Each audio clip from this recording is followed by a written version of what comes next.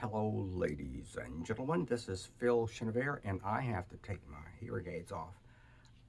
They're making everything way too loud. Um,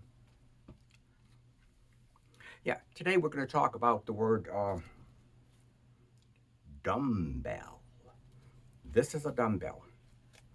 In our little exercise class that I mention every day, apparently, um, we use weights. Now, this is a little 1 pound weight for babies. I used this at first. Now I'm up to a 2 pound weight. Yeah, look at them muscles. Anyway, um, the word dumbbell. The word dumbbell is made up of two words, dumb and bell. And yet, is this really that stupid? And it doesn't ring at all. So why do we call it that? Why do we say that? Um, Bear with me on this because it's really an interesting history. Let's take the word dumb. Now, currently, we use dumb to mean not very intelligent. That was a dumb mistake, Phil. Guess what means it not very smart. That's the connotation that the word carries now, mostly. But it also carries a connotation of not able to speak, dumb, for many centuries. Well, let's go back. Let's say about the year 1000, the word dumb came into the English language, and it meant inability to talk or make noise. So, if you grow up deaf, if you're born deaf, you can't hear any words, so you can't imitate any words, and you can't speak. It's so deaf and dumb came to be kind of associated, but dumb originally meant that, and for many centuries, that's what it meant. But then we started to say, well, if he can't talk, he mustn't be very bright. So, which is untrue. This is why handicapped people get stigmatized all the time. Stigmatized. That's a good word. I'll deal with that one time. Um, so the word shifted at about early 18th century to mean not very smart. A dumb mistake, dumb blonde. I don't mean that about blondes. I know they're smart. Um, with the thing dumb. But originally it meant that. Now, um, I see dumb. So, but currently in this way, it still carries the connotation of can't speak.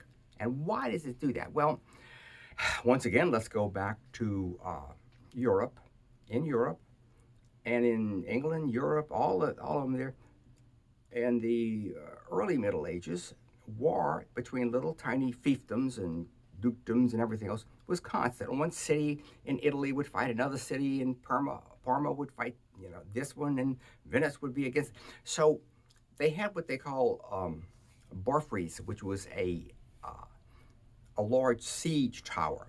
They rolled it up to the wall, because cities had walls around them, and if they were making war, they'd wall up and they'd roll up there saying, hey, we want to come in. And the people inside would say, we don't think so.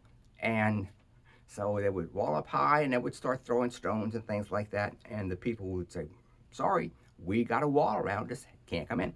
So every little army had their own barfries. But then gunpowder came in, siege cannons, and it sort of obliterated. That's the new word I just made up, obliviated. It obviated the need for the walls. The walls weren't that useful anymore.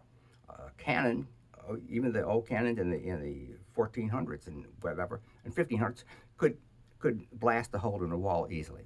So these barfries were rolled back into town, and they said, well, we have this thing. What do we do it with? And they made it into a watchtower because it was high. They could put somebody up there, and they could look around, and they could see if anybody's coming. And then to pass the word, if somebody was coming, they put a bell. Or maybe they could even see, like, if there's a fire, they could warn people. So they had the bell that would ring and notify the town or the city or the village of that. So the barfrey was changed into basically a watchtower. And it was also moved a lot closer, and it finally came to be close to the church, changed into a belfry, which is the belfry where we hang bells, and they had bells up there. Well, over the centuries, the bells became bigger and bigger. I read that in I think in Winchester in England, they required 24 men to pull that rope to pull the bell. Well, the bells got bigger, and the ability to pull them required a lot of work, a lot of effort.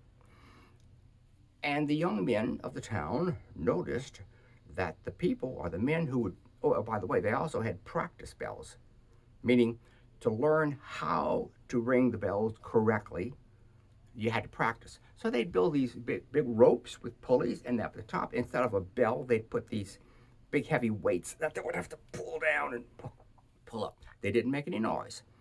So they were dumbbells. Dumb bells. They couldn't speak. They didn't make any noise to practice on. Well, like I said, the young, richer men in the town noticed that the physical abilities of these men who did this were really getting big. Their shoulders and arms, they were looking good, baby. They were getting buff. Buff, another word I need to tell you about, but they'll say so. They said, well, that's great. We want to be good looking too. We want to build muscles. So in their little villas or castles, whatever they had, they would put up these big ropes with pulleys and put these weighted things on the end to pull down and build up their muscles. Well, then over the time, the they weren't very bright apparently. It took them a while to realize that they didn't need the pulley. They don't need that. All they needed was something, a weight to pull. So gradually they changed it into simply heavy weights with the bar on it, like that, that they could lift, and they would get the same benefits without having to pull that thing. So the dumbbell that was originally made to practice ringing bells on turned into an exercise piece of equipment. Look at these baby 1 pounders, silly. So now we have the word dumbbell. We still use it every day. And now you know where it comes from. It has a fascinating history. Who knows where it'll go next? Thanks a lot, folks. Phil here. Bye bye.